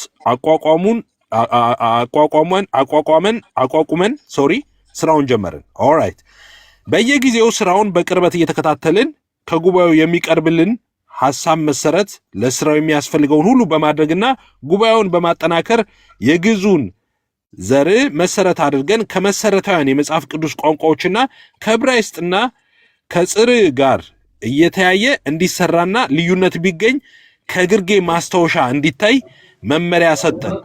ስራው በዚህ አይነት ቀጥሎ ይልና በ1900 ይልና ዓመተ ምህረት ያስቀምጥና መጽሐፉ ለህትመት በሚበቃ ሁኔታ ተዘጋጅቶ እንዲቀርብ በተጨማሪ በሰጠነው መመሪያ መሰረት ከላይ እንደገለጥነው የዕብራይስጥና የጽሪ ቋንቋ አዋቂ አማካሪ እንዲኖር አድርገን በግዕዙ ዘር መሰረትነት እንዲሰራ አዘዝን። ስራውም በተደጋጋሚ ሲታይና ሲሰራ ቆይቶ በህዳር ወር 1900 ይልና ዓመተ ምህረቱን ያስቀምጥና ተጠናቆ ቀረበልን። ይህም ዝግጅት በአዘጋጁ ጉባኤ ሊቃውንት መግለጫ ተደግፎ ለቅዱስ ሲኖዶስ እንዲቀርብ አደረግን። ቅዱስ ሲኖዶስም የቀረበበትን መግለጫ ካደመጠና የመጽሐፉን ይዘትና የአዘጋጆቹን ሂደት ከተረዳ በኋላ ለህትመት እንዲተላለፍ ወሰነ። በዚህ መሰረት መጽሐፉ እንዲታረም ፈቀድን።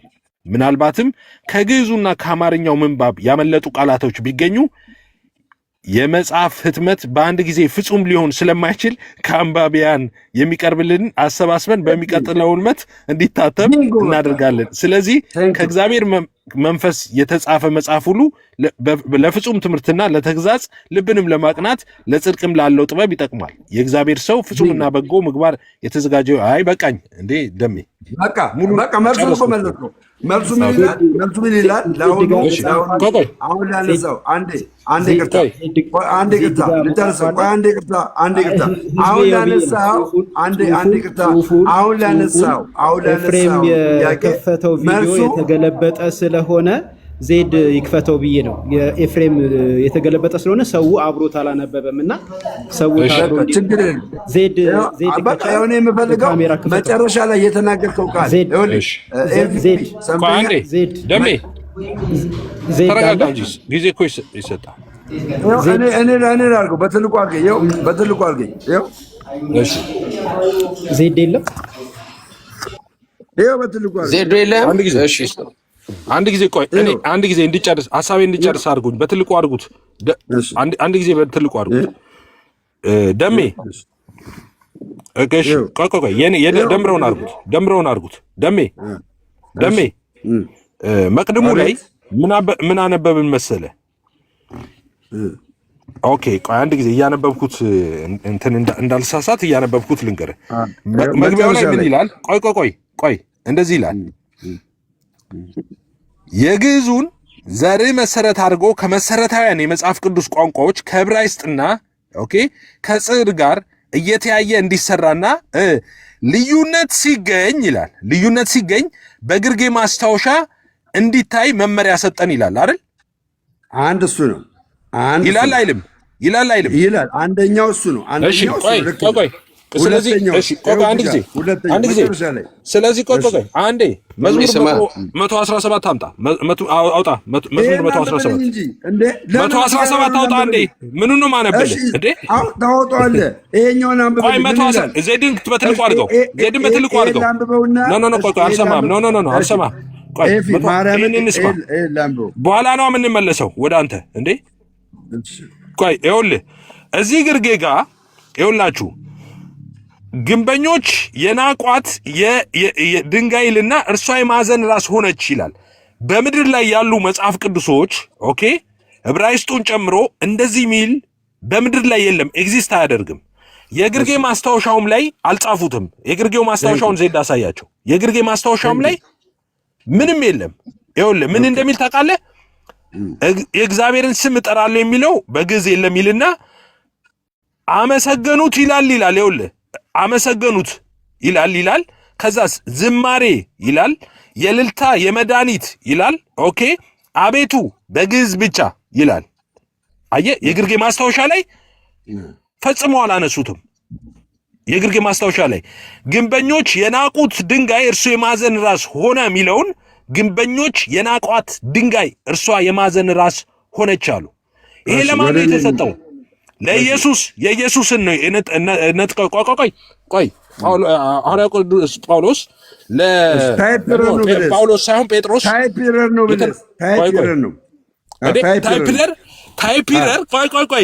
ይኸውላችሁ ታይፒረር ነው ብለህ ታይፒረር። ይኸውልህ ግንበኞች የናቁት ሚለውን የናቋት ድንጋይ ቢሆን ኖሮ የታይፕ ስህተት ነበረ። የናቁት ሚለውን ቆይ ዶንት ኮት ሚ ኦፍ ለሚሽንሽ ግንበኞች የናቁት ድንጋይ ነበር የሚለው አይደል? የናቁት ድንጋይ የሚለው የናቋት ያሉት በስህተት ነው እንዳንል። ቆይ አትቸኩል። አሁን እኔ ነኝ ሚዩት ማድረግ እንዴ ሐሳቤን እያስጨርስከኝ። ግንበኞች የናቁት ድንጋይ የሚለውን የናቋት ቢል ኖሮ የታይፕ ስህተት ሊሆን ይችላል ነበረ። እንደሱ ብቻ አይደለም የሚለው ግንበኞች የናቋት ድንጋይ እርሷም እሺ የማዕዘን ራስ ሆነች፣ እርሷ ሆነች የናቋት። ይሄ ነው የታይፕ ስህተት። ኧረ እባክህ ይኸው እዚህ ጋር ልምጣ። ይናገራል እኮ ይኸው እዚህ ጋር በትልቁ አድርገኝ አንዴ። ምንድን ነው የሚናገረው? ምኑ ነው የሚናገረው? ትልቁ ላይ አድርገው። አሁን እዚህ ጋር ግንበኞች የናቁት ድንጋይ የማዕዘን ራስ ሆነ ብሎ ነው። ሶስቱም በቤተ ክርስቲያን ከዚህኛው ከዚህ ከ2000 ወጥሙ ሶስቱም 1980 1951 እና 47 የታተመ ወጥቶ እሱንማ ለማስረሳት እኮ ነው። ኢየሱስን ለማስረሳት እኮ ነው አዲስ መጽሐፍ ቅዱስ የጻፋቸው የመጣችሁት። ቆይ ምን ይላል እዚህ ጋር? ምን ይላል? በዚህም መሰረት መጽሐፉ እንዲታተም ፈቀድን ካለ በኋላ ምናልባትም ይላል ምናልባትም ከግዕዙና ከአማርኛው ምንባብ ያመለጡ ቃላት ቢገኙ የመጽሐፉ ህትመት በአንድ ጊዜ ፍጹም ሊሆን ስለማይችል ምኑ ህትመቱ ሳቤላ መጽሐፍ ነው። ፍቅር እስከ መቃብር መጽሐፍ ነው። ስተት ሲኖር ቆይ አስተያየት እየሰበሰብን ቃል የህትመት ስተት አይደለም። የህትመት ስተት አይደለም።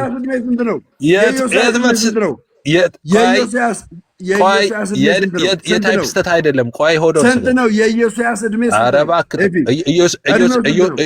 ኢዮስያስ ሌላ ውስጥ አትግባ። የናቲን ወንድም ነው። ኢዮስያስ ኢዮኤልን ነው። ደሜሱ ሌላ ነው። ኢዮስያስ ኢዮኤልን ነው። አሁን ሽፍት ሊያደርገው ነው። ቆይ አትግቡና። ደሜሱ ሌላ ነው። ኧረ ቆይ አትግቡ እናንተ። እሱ ላይ አትሂድለት። ቆይ ኧረ እባካችሁን የምመክር ሰው ነኝ አሁን እንደዛ ተብዬ። ኧረ ቆይ አንድ ጊዜ እኔና ደምቻ ኢዮስያስ ኢዮኤል ነው የናቲ ወንድም ነው። እሱ 30 ዓመት አይሆነውም። ኢዮስያስ 30 አይሆነውም። ልጅ ነው። እኔ ታናሽ ነኝ። በነገስትና በዜና ላይ የተጻፈው አንድ ነው።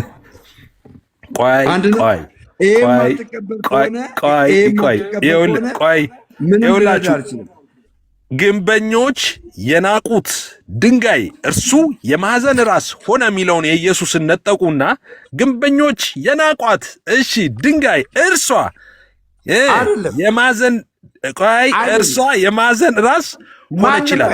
ቆይ ጴጥሮስ አይልም። ምኑ ነው የማይለው? ማንም ይሄንን ትምህርት አይቀበልም። ማንም የሆነ እኔ ኦርቶዶክስ ነኝ። እስቲ ድንግል ማርያም በክርስቶስ ቦታ ለክርስቶስ የተሰጠው ቦታ ለእሷ ተሰጠ የሚል ሰው ካለ ማን ነው እኔ ጋር ይሞግተኝ? ይኸው የታይፕ ኤረር ነው። በቃ አለቀ። ትልቁ ላይ አድርገኝ። ቆይ ትልቁ ላይ አድርገኝ። አሁንም ይሄም ተገልብጦ ነው እንትን የሚለው ዋስኮይ ነው። ምንድን ነው የሆነው? ስልኬ እስቲ እንትን እንካው። ይሄ ምንድን ነው የሚሉት አለ አይደል? ለፊሊፕ አድርጉት ምናምን የሚባለው ይሄ ነው። ፊሊፕ ምኑ ጋር ነው ፊሊፕ ማድረገው? እስቲ እንዳዲጌ እንዴት ነው ይሄ ነገር የሚስተካከለው? ዳግ አለ እታች ያላችሁ ዜዶ እንትን በሉ እንጂ አዋጡ ሀሳብ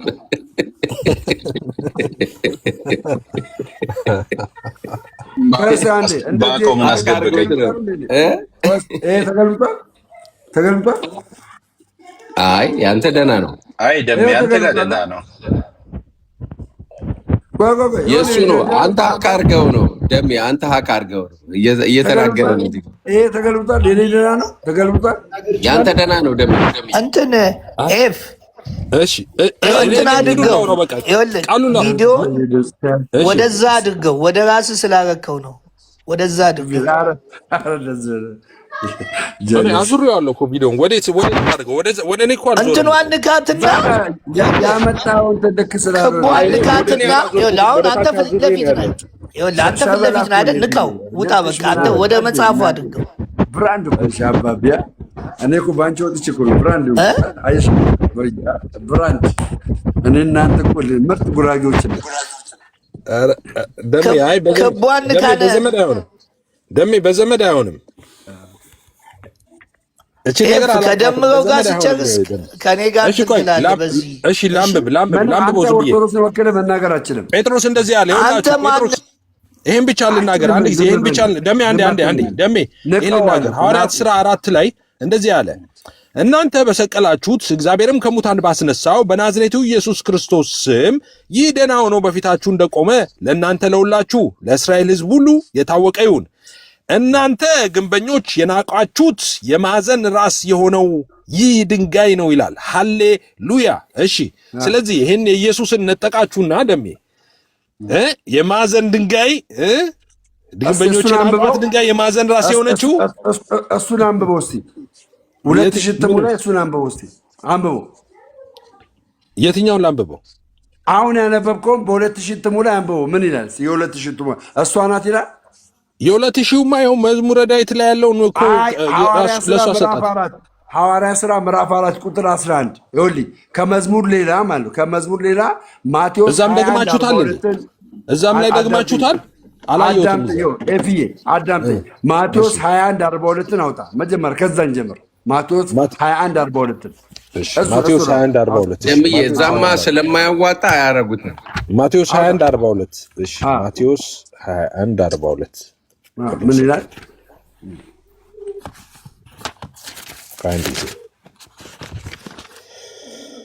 አንተ እንትን ግዕዝኛ ቁጥር እየጠፋኝ ነው። 21:42 እኔም እንዳንተ ነኝ። አብሽር እንላመዳለን። እሺ 42 ቴዲ ያስተምረናል። እሺ 21:42 እሺ ምን ይላል? 21:42 አይደል ያልከኝ? እሺ 21:42 እሺ እንደዚህ ይላል።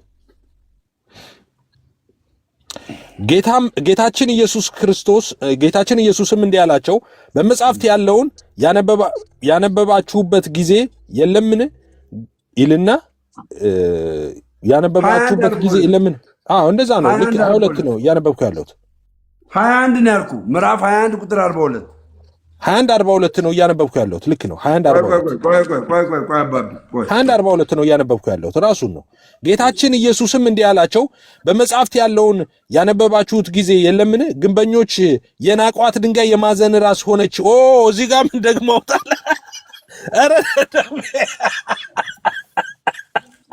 ኧረ ቢቀርብ ይሻል ነበር። ደሜ ደገሙት እዚሁ። እግዚኦ ደገሙት እዚህም ግንበኞች የናቋት ነው የሚለው። የናቋት ድንጋይ ማዕዘን ራስ ሆነች።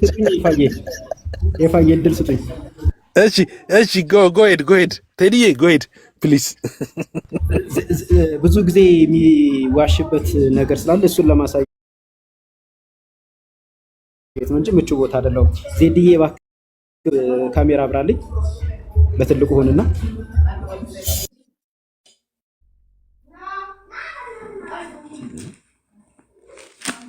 ጋይድ መቅድም ውስጥ የመደበቅ ስራ ስለሚሰራ ብዬ ነው። አይገርምም? እኔ ራሴ እሱ እንድል ነበር ቅድም። እሱን ለማሳየት ፈልጌ ነው። እሺ አመሰግናለሁ ቴዲዬ። ስለዚህ ይልና ኤፋዬ ልብ ብለህ ሰማኝ። ስለዚህ ይልና በ19 ነው አይደለም የላይኛው። እሺ ለኔ በደንብ ስለማይታየኝ አንብብልኝ። በ1947 እና በ1980 ዓመተ ምህረት በአንድ ጥራስ ተጠቃሎ የታተመው ሙሉ መጽሐፍ ቅዱስ ዞር አድርግልኝ።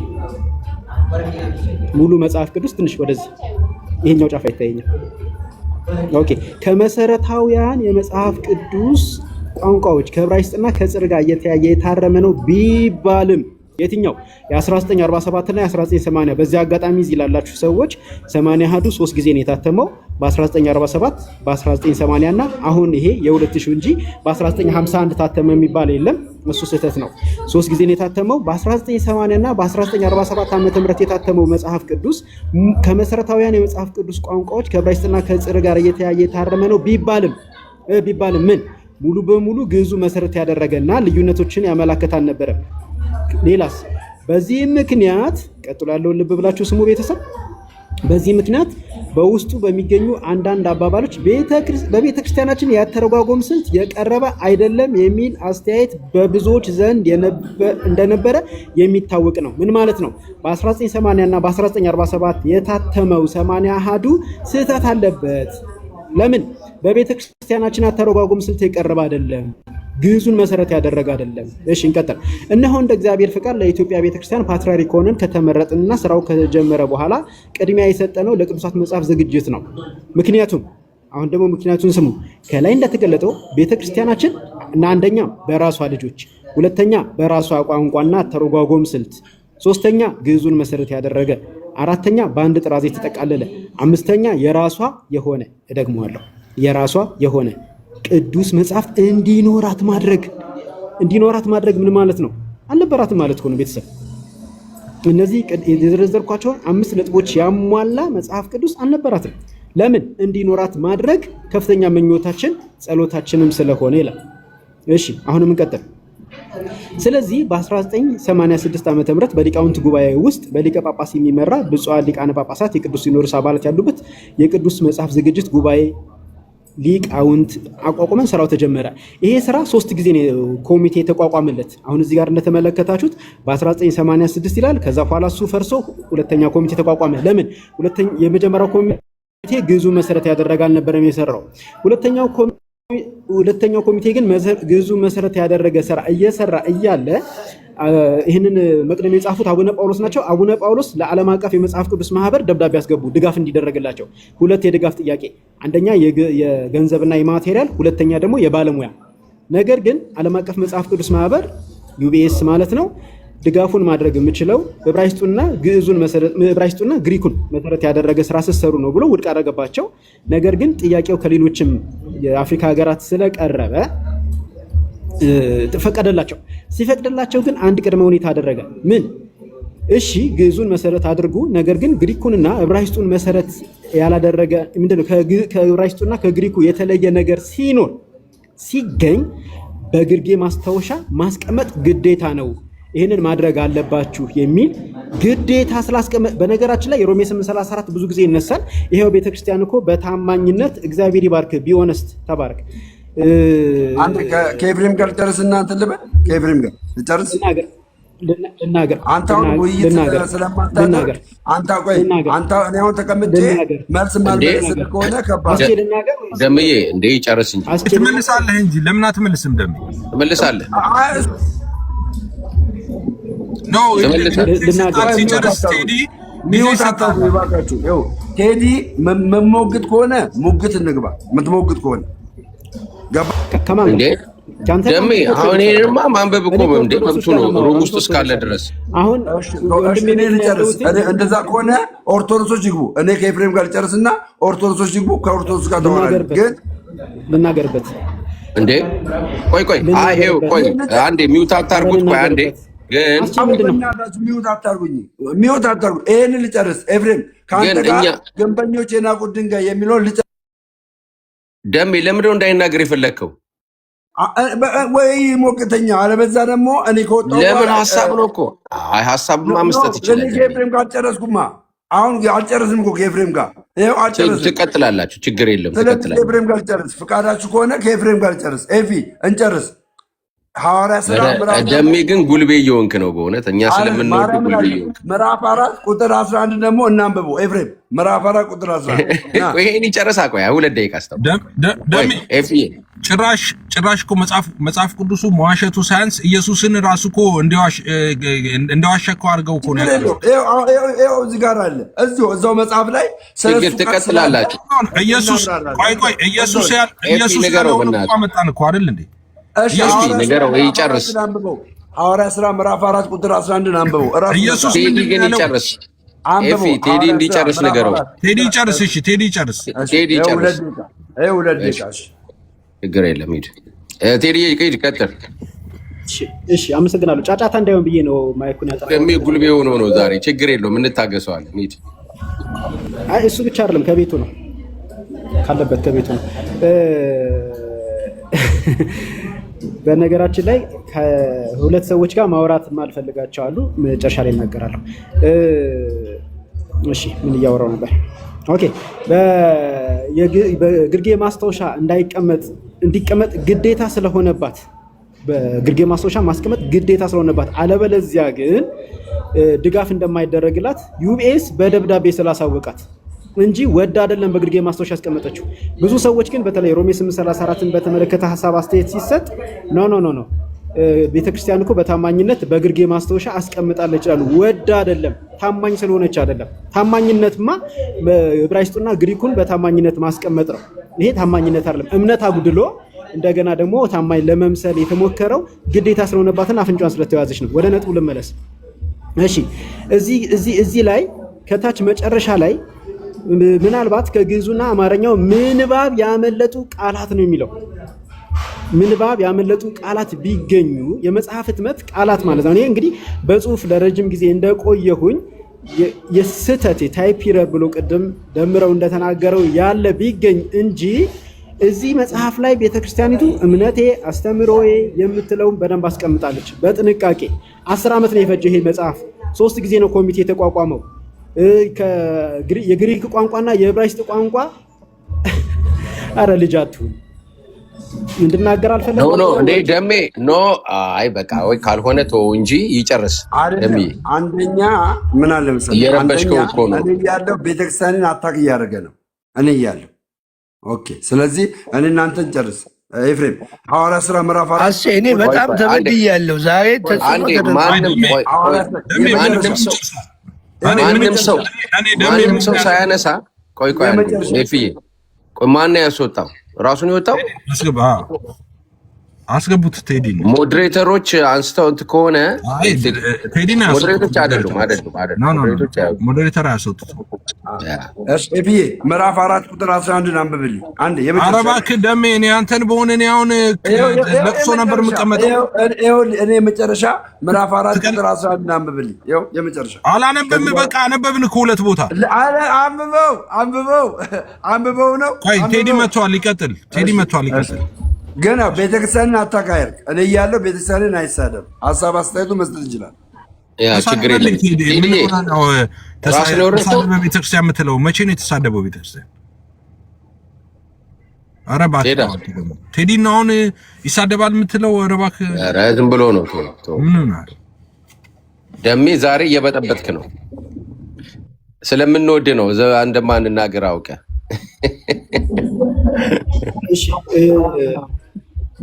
እሺ አመሰግናለሁ ወንድሞች።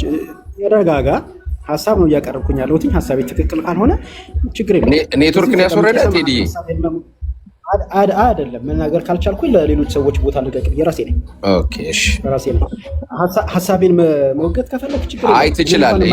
በቃ 2 ደቂቃ እስከ ቅጣቱ። ደሜ እንዳውም እንትኑን ዝጋ፣ እንትኑን ቪዲዮውን ዝጋ። ደሜ ቅጣት ነው ደሜ ቪዲዮ ዝጋ፣ ቅጣት ነው። አሁን ማንም ሰው እንዳይናገረው፣ ማንም ሰው እንዳይከፍት። ሂድ 2 ደቂቃ። እሺ ቤተክርስቲያን ተሳደብክ ላልከኝ ስድብ ቃል ካፌ አልወጣም ከመሰለ ግን ይቅርታ። ሌላው ደግሞ ሀሳቤን መወገድ የምትፈልግ ከሆነ ችግር የለውም። እዚሁ በተቀመጥኩበት ምንም እንኳን መረጃ አምጣ ብትለኝ አሁን መረጃ ማምጣት ስለማልችል፣ ምክንያቱም ያለሁትኝ ከቤቴ ውጪ መንገድ ላይ ነው። መንገድ ላይ ነው ያለሁትኝ፣ ከቤቴ ውጭ ነኝ። ስለዚህ ከሼልፌ መጽሐፍ እያወጣው ማሳየት አልችልም። መረጃ አምጣ ብትለኝ ማሳየት ስለማልችል እሱን ታግሰህ የምታወራኝ ከሆነ በደንብ አድርጌ ማውራት እችላለሁ። ግን ምን መረጃ እስከናገረው እኛ ጋር ለቴዲ መጽሐፉ እኮ አለ እኛ እጅ ላይ። ስለዚህ ችግር የለውም። ገለጡ በለን እኛ እንገልጠዋለን። እሺ ይፋይ ብሩኩን እንደማለት መቅደሙ ላይ የሚሰራውን ተንኮልና ደባ ለማሳየት ነው የገባሁትኝ። መቅደሙ ላይ የቃላት ስህተት እናርማለን የሚል እንጂ አስተምህሮን እናርማለን የሚል ነገር የለውም። አስተምህሮን እምነትንና ሌሎች ነገሮችን በተመለከተ ቤተክርስቲያኒቱ ለራሷ ትምህርት በሚመቻት መንገድ መጽሐፉን እጁን ጠምዝዛ ግዕዙን መሰረት ያደረገ ነው በሚል አስቀምጠዋለች። ግዕዙን መሰረት ያደረገ እንዳልሆነ ግን የተለያዩ ነገሮችን ዋቢ በማድረግ አስተምህሯን መሰረት ያደረገ እንደሆነ፣ ግዕዙን መሰረት ያላደረገ እንደሆነ የተለያዩ ነገሮችን ዋቢ በማድረግ ማሳየት ይቻላል። ግን አሁን እሱ ነጥቡ ስላይደለ ወደ መቅደሙ ልመለስ። መቅደሙ ላይ ተመለከታችሁት 3 መጽሐፍ ቅዱስ አለ። የ1980 የ1954 እና የ2000 እሺ ዳግዬ የ2000 ጨርሻለሁ። እነዚህን 3ቱን ቤተክርስቲያን የኔ ነው ብላ ነበረ። የ2000 ላይ ግን እንደተመለከታችሁት በ1980 እና በ2000 ዓመተ ምህረት የታተሙት መጽሐፍ የቤተክርስቲያናችን አስተምህሮና ትርጓሜ የተከተለ ባለመሆኑ እንደገና ደግሞ ቤተክርስቲያን ሊቃውንት የኑ በሚል የ1954 እና የ1980 እንደማትቀበል ይፋ አድርጋለች። ሁለቱን እንደማትቀበል ምን አድርጋለች? ይፋ አድርጋለች። ለምን? የቤተክርስቲያንን አስተምህሮ መሰረት ያደረገ አይደለም፣ ግዕዙን መሰረት ያደረገ አይደለም። የቤተክርስቲያን አባቶችም ደግሞ ምን ይሉ ነበረ? የቤተክርስቲያናችን የትርጓሜ ስልት የተከተለ አይደለም ይሉ ነበር። ስለዚህ አቡነ ጳውሎስ ምን ብለው ጻፉ? እኛ ወደ ፕትርክና ከመጣን ጊዜ ጀምሮ ቤተክርስቲያን የራሷ የሆነ መጽሐፍ እንዲኖራት እንተጋ ነበር አሉ። ስለዚህ የራሷ የሆነ መጽሐፍ የኖራት መቼ ነው? በ2000 ደፍሬ አንድ ነገር እናገራለሁ። ምን ብዬ? ከ2000 ዓመተ ምህረት በፊት ቤተክርስቲያኒቱ መጽሐፍ ቅዱስ አልነበራትም። የሚያሳዝነው ግን በ2000 ዓመተ ምህረት የታተመውን መጽሐፍ አሁን አንዳንድ ሰዎች እንደዚህ እንደምትሰሙት ኖ እሱ ችግር ስላለበት ወደፊት ይስተካከላል እያሉ ነው። ወደፊት እስከሚስተካከልም ድረስ ቤተክርስቲያን መጽሐፍ ቅዱስ የላትም ማለት ነው። ስለዚህ በምንድን ነው የምትመራው?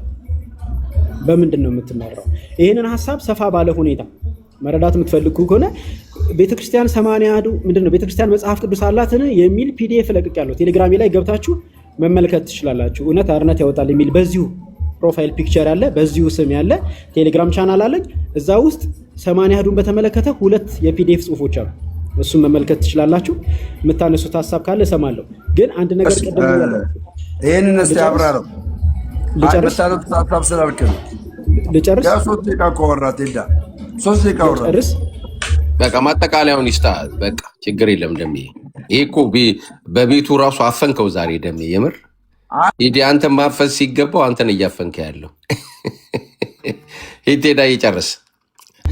በአንድ ደቂቃ አጠቃል። በቃ ለእነሱም እንዲጨርስ የመጨረሻ ንግግር ነው። 2 ሰዎችን ማነጋገር፣ በተለይ ሃይማኖታዊ ነገር ማነጋገር፣ በተለይ ኦርቶዶክስን ወክለው ማነጋገር ትክክል ነው ብዬ ማላምንባቸው 2 ሰዎች አሉ ብዬ ቅድም ፍንጭ ሰጥቻለሁ። አንደኛው ደምረው ነው፣ ሁለተኛው ሌላ ሰው ስም አልጠራም፣ እሱ ስለሌለ እዚህ። ለምንድን ነው በቤተክርስቲያኒቱ ቀኖና መሰረት አይደለም ኦርቶዶክስ የሆኑት የቤተክርስቲያኒቱ ቀኖና አንድ ሰው ከሌላ እምነት ወደ ቤተክርስቲያኒቱ ሲመለስ መማር ያለበት የእድሜ ቆይታ አለ። ያንን ቀኑና ያሟሉ ሰዎች አይደሉም። ስለዚህ ቤተክርስቲያኒቱ ኦርቶዶክስ ናቸው ብላ ታምናለች። በምን እርግጠኛው? እኔ ቀኑና እንዳላሟለው በምን እርግጠኛው? ምን እርግጠኝነት አለ? ፍትሐ ነገሥት ስንት ወር ተማርክ? ቆይ ፈለገ ስንት ወር ተማርክ? ሚውት አታርጉት።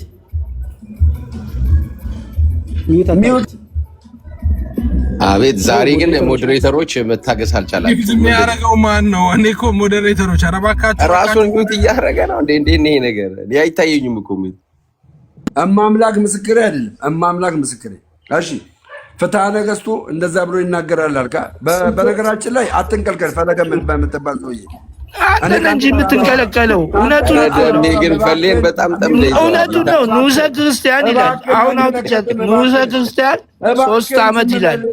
ዝም በል ሳታንተ ኦርቶዶክስ ተዋሕዶን እያሰደብክ ደግሞ ኧረ እባክህ ዝም በል ነው የምልህ። ዝም በል ራስህ ዝም በል እንጂ ሁለታችሁ እሺ በቃ ፈሌና ደሜ ተወያዩ። ልውረድ አሺ እኔ አንድ ጊዜ በጣም መሽቶብኛል። ይቅርታ ፈለገ የሚባል አሁን ደሜ ዳግዬ ነው ከዳግ ጋር 3 ደቂቃ ያለው አወራለሁ። ዳግ እኮ 1 ሰዓት ሆነው እኮ 1 ሰዓት ሆነው። በጣም ቆየሁ እኔ እስካሁን ሰላም እንኳን አልኳችሁም። እስካሁን አወራሁኝም። ሁላችሁንም ሰላም ብያለሁኝ። እንዲህ አይነት መብት እነሱ ቤት ቢሆን አናገኝም። ለ1 ደቂቃ አናገኝም። አይ ቲንክ ይሄ ነገር እኛ በጣም ስፖይል እያደረግን ነው እንግዶቻችን። ይሄ በጣም ትክክል አይደለም። በጣም ነው የማዝነው። እዛም ተበድለን እዚህም ተበድለን። ደሜ ቆይ አንዴ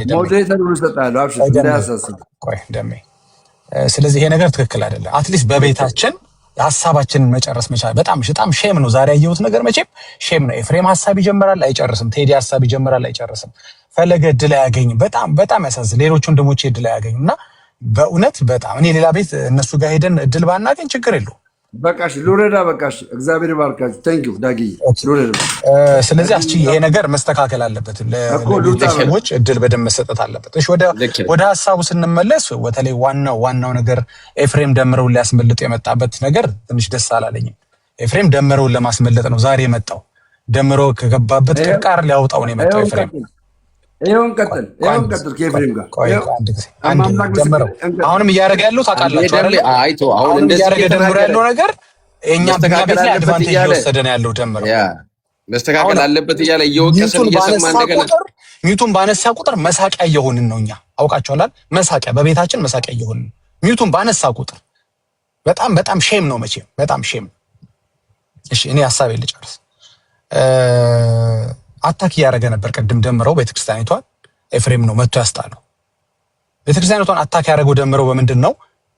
ገድላትና ድርሳናት መከራከሪያ አይሆኑም፣ አንከራከርበትም፣ ለምዕመናኖቻችን ነው፣ በዚህ እንዳትከራከሩ ብላ ትእዛዟን ጥሶ ቤተክርስቲያኒቷን አታክ እያደረገ ለሰዓታት ሲከራከር ነበር። ከዚህ በኋላ ደምረው በምን ሞራሉ ገድል አትከፍትም፣ ድርሳን አትከፍትም፣ አንተ ኦርቶዶክስ አይደለም ምን አገባ? ከዚህ በኋላ ደምረው ማለት ይችላል? አይችልም። በቃ ዛሬ ተበልቷል። ሶስቱን ወንድሞቹን ተቀላቅሏል። በታምረ ማርያም ከቦርናጌን ጋር የተከራከረውን መዝሙረ ያሬድን ተቀላቅሏል። በሰዓታት ከኤርሚያስ ጋር የምታወራው ምን እንደሆነ ስላልገባኝ ከከፈትክ ወይ ውረድ። እግዚአብሔር ባርካችሁ ብዬ በጣም ነው የማመሰግነው። ሁላችሁንም ይሻላል። ልጆቹን አላስወራም አልካቸው። እቺን ፓርት ነው ያተረፈው መጥቶ ኤፍሬም ገባ። ኤፍሬም አተርፈዋል ዛሬ ታውቃለህ። በጣም ከውርደት ነው ያተረፍከው ገባ። እቺ ፓርት ላይ መጥተህ ታደግከው ነው የምልህ። ምርጥ ሀሳብ ነው ያመጣኸው። እኔም ሰሞኑን እያየሁት ነበር። በጣም ምርጥ ሀሳብ ነው። እንዲያውም ኤፍሬም መጨረስ አለበት ሀሳቡን። ግን ታደግከው፣ ከዚህ ውርደት ነው የታደግከው። በቃ ከዚህ በኋላ አሁን ደምረው በምን አቅሙ እሱ ቤት የገቡ እንግዶችን ድርሳን ማትከፍትም ገድል ማትከፍትም በምን ይላል? እንዴት ይላል? ተበላኮ በቃ ተቀላቀለ እኮ እና አኬን ተቀላቀለ። አኬ ከኤርሚያስ ጋር በሰዓታት የተከራከረ ቀን ነው አንገቱን ደፍቶ የቀረው። ከዛ ገድላት አይከፈትም ማለት አይችልም። አሁን አኬ መምህር ወይም ዲያቆን በረከት ከዚህ በኋላ በገድላትና ድርሳናት አልከራከርም ማለት አይችሉም። ምክንያቱም ሚኪ ቤት ከኤርሚያስ ጋር በድርሳነ ሰንበት ሲከራከሩ ነበር። ኦርቶዶክሳውያኖች ውሸታሞች ናችሁ። አንደኛ አቋም የላችሁም፣ ታጭበረብራላችሁ። አሁን ነገሮች የተገለጡና በመዳን ከምንም በላይ ደግሞ በመዳን ጉዳይ ላይ የማጭበርበር ስራችሁን እየተገለጠ ሲመጣ ዘላችሁ ትገቡበታላችሁ። አታክ ታረጓታላችሁ። ቤተክርስቲያናችሁን እንዳትከራከሩ እያለቻችሁ ከትእዛዟ በላይ አልፋችሁ ሄዳችሁ ትከራከራላችሁ። አይ ቴዲ ኤፍሬም መኪ